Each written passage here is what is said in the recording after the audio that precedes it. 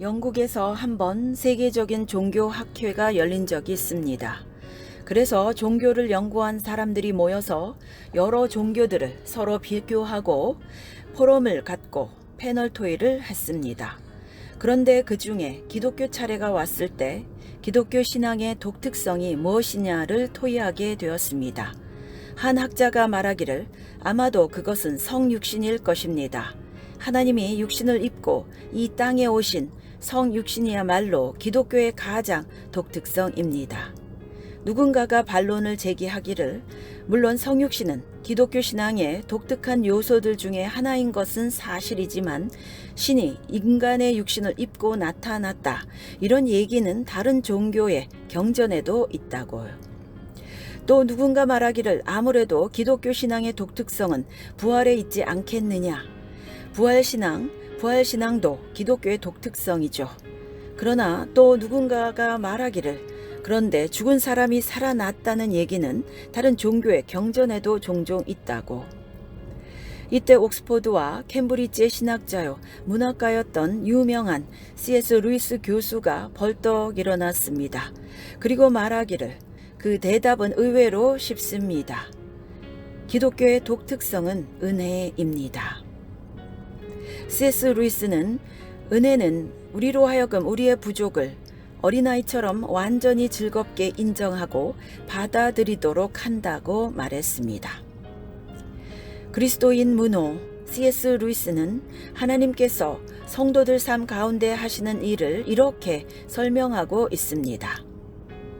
당신이 집이라고 상상해 보십시오. 하나님께서는 그 집을 개조하십니다. 하나님께서 하시는 일은 처음에는 충분히 이해할 수 있습니다. 우선 막힌 하수도를 뚫고 비가 새고 있는 지붕을 고치십니다.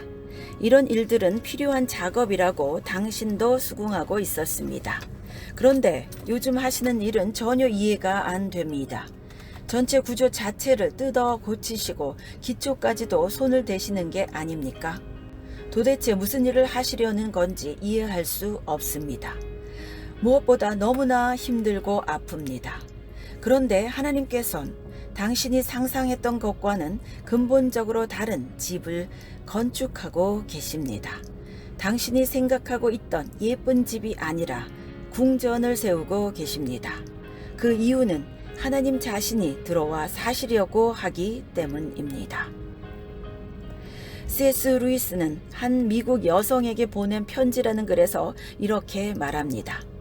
죽는 순간에 내가 사기꾼에게 당했다는 생각이 기억나는 것은 그다지 힘들지 않을 것입니다. 그러나 곤경에 처한 사람을 단 한 명이라도 과거에 내가 외면했음을 기억하게 된다면 나는 무척 고통스러울 것입니다. C.S. 루이스가 그 책을 쓸 때 영국은 1차 대전을 겪고 있었습니다. 많은 젊은이들이 100m의 땅을 확보하기 위하여 의미 없이 죽어갔습니다. 하루에 몇만 명씩 죽는 일이 비일비재했습니다. 왜 하나님이 이런 일을 허락하실까요? 이 문제에 대해서 C.S. 루이스는 이렇게 말했습니다. 죽음 앞에서 그 젊은 군인들이 평소에는 생각하지 않을 것을 생각하게 됩니다. 그게 바로 자기 영혼에 대한 것입니다. 영혼의 운명에 대해서 내가 죽은 다음에 어떻게 될까를 생각합니다. 만일 전쟁이 없어서 이 젊은이들이 전쟁터에 나갈 일이 없었다면 그들은 인생과 젊음을 어떻게 즐길까만을 생각했을 것입니다. 그러나 전쟁이라는 재앙이 이 젊은이들을 죽음의 현실 앞에 끌고 나왔고 죽음의 현실 앞에서 이들은 영혼이라는 것을 생각할 수밖에 없었고 영혼의 운명을 생각할 수밖에 없게 되었고 평화 시에는 도저히 하나님을 생각하지 않을 사람들이 하나님을 진지하게 생각하게 되기 때문에 결국 평화시보다는 이런 환난 중에 천국 가는 사람들이 더 많아지게 됩니다.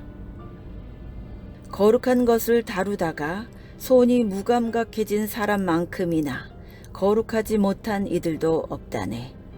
나는 나 자신이 신학으로 벌어먹지 않는다는 사실을 늘 기쁘게 생각해 왔다네. C.S. 루이스 평신도 신학. 기적이라는 책을 쓴 C.S. 루이스는 그 책에서 이런 말을 했습니다. 기적이란 자연의 패턴을 중단시키는 예술이 아니라 그 패턴 속으로 새로운 사건들을 들여오는 예술이다. 기적은 자연 법칙을 깨뜨릴 필요가 없습니다. 진정한 기적이라면 자연 속에 하나가 되어 동화되고 흡수가 됩니다. 그러므로 혹시 피치 못할 사정으로 세상에서 결혼의 만족과 행복을 누리지 못하신 분들은 천국을 더욱 사모하고 기대하시기 바랍니다. C.S. 루이스의 말에 저는 공감합니다.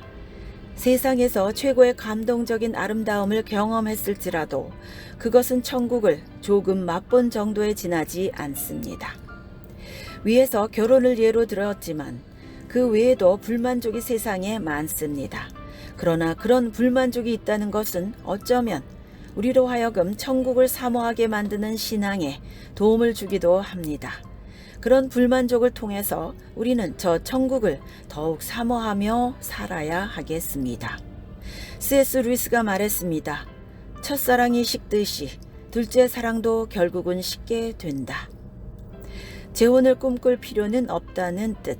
그것도 식을 테니까요. C.S. 루이스가 시편에 관한 그의 책에서 이에 관한 그의 통찰을 들어보십시오. 그러나 찬양에 대한 가장 명백한 사실을 나는 이상하게도 오랫동안 제대로 깨닫지 못하였습니다. 나는 그것을 단지 칭찬, 인정, 영예를 자발적으로 그 대상에게 돌리는 것 정도로만 생각하였습니다. 모든 즐거움은 자발적으로 찬양으로 흘러갑니다. 나는 한 번도 알아차리지 못하였지만 사실 세상은 찬양의 소리로 울려 퍼지고 있었던 것입니다. 연인들은 자기 연인을 서로 찬양하며 독자들은 그들이 좋아하는 시인을 찬양하며 걸어가는 사람들은 시골길을 찬양합니다. 그 외에도 날씨, 음식, 배우, 대학교, 아이들, 꽃, 산, 진귀한 우표, 귀한 종자의 준마, 때로는 정치가와 학자들에 대한 찬양의 소리 등 세상에는 찬양이 울려 퍼지고 있습니다. 그런데 하나님은 으뜸되게 존귀하신데도 불구하고 내가 하나님께 대한 찬양에 어려움을 겪는다면 그 이유는 무엇인가요? 그 이유는 우리가 가치 있게 생각하는 것에 관하여 우리가 행하기를 즐거워하는 것, 우리가 실로 하지 않고는 견딜 수 없는 것을 어리석게도 부인하고 있기 때문입니다.